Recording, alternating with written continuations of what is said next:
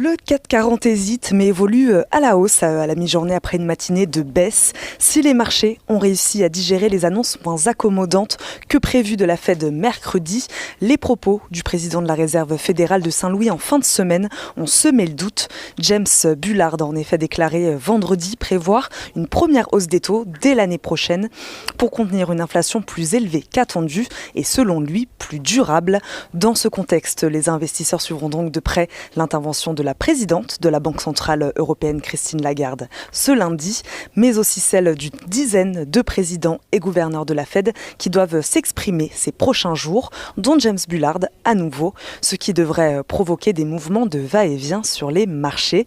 Jérôme Powell, lui, sera auditionné ce mardi par une sous-commission de la Chambre des représentants sur le plan d'aide d'urgence pandémique ainsi que sur le programme d'achat d'actifs.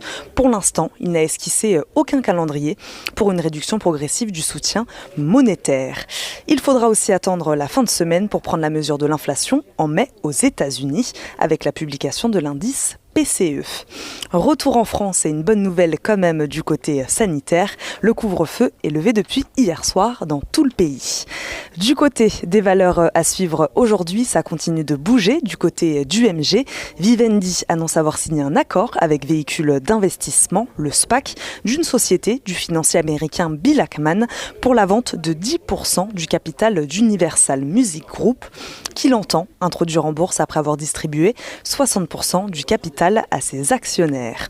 Air Liquide à suivre également. Il a signé un protocole d'accord avec Airbus et le groupe ADP pour préparer l'arrivée de l'hydrogène dans les aéroports en 2035.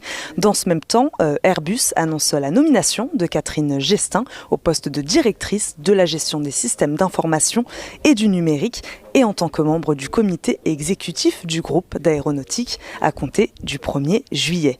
Gouvernance toujours, établissement Peugeot Frères, la holding de tête du groupe Peugeot, annonce ce lundi que son PDG, Jean-Philippe Peugeot, deviendra président non exécutif après la décision de dissocier les fonctions de président et de directeur général.